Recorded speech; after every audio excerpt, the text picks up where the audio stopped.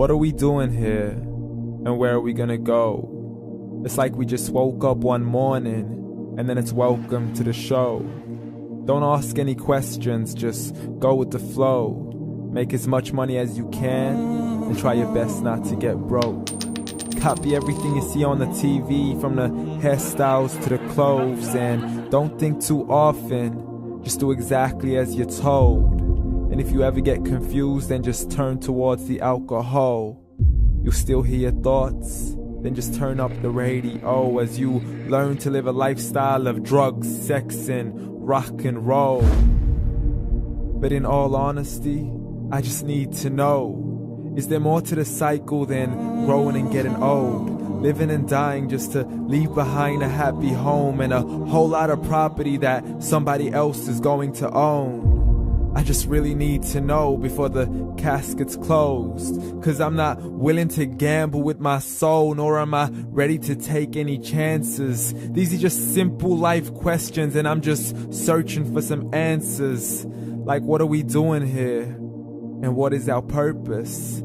How did we get here, and who made us so perfect? And what happens once we go, or is this world all really worth it? Questions we don't answer because apparently we don't really have to. There's no purpose to this life and our existence is merely natural. Then in that case, please let me ask you, did you create yourself, or was it somebody else who had fashioned you? 'Cause you're a being that's impeccable, faultless and unparalleled. You're a product of supreme intelligence and I'm merely being rational.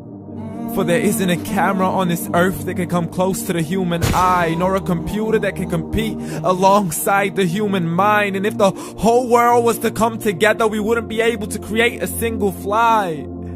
So many signs, yet we still deny. As science tries to justify that all this could come from none, when it's a simple sum. 0 plus 0 plus 0 cannot possibly ever give you 1. So from where did all this order come? For everything has its origins, a maker, a creator of its own. I mean, the only reason you're watching this video is because somebody had to press upload. So we can believe in the Big Bang, but I'd rather believe in He who caused it to explode. Allah, the creator of everything along with every single soul. The ever-living, the master, the only one who is in control. Unlike his creation, beyond our imagination. And no, he's not a man, nor does he have any partners in association. He's on his own. And no, he did not ever leave us alone. Just like every manufacturer, he left us with an instruction manual. The Quran and Islam, and I'm sorry to jump to conclusions, but it's the only one possible. The only definition of God is the one and only supreme being. It's logical, a book with 0 contradictions, with miracles that are both scientific and historical, all revealed over 1400 years ago.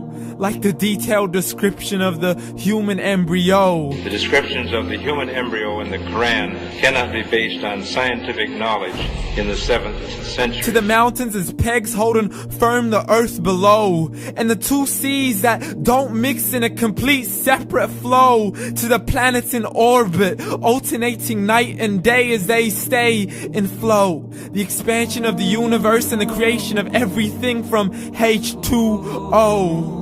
To the stories of the past and the preservation of Pharaoh. To identifying the lowest point in the land where Persia defeated Rome. The gushing fluid that created man in the glands between the ribs and the backbone. And not a word has changed, it's still the same. So please explain how all this was known over 1400 years ago.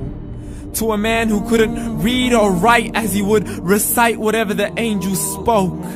And if you still don't believe, please try to come up with something that's even close. But you can't, so we took God as a mockery and his messengers as a joke. Muhammad could not read or write.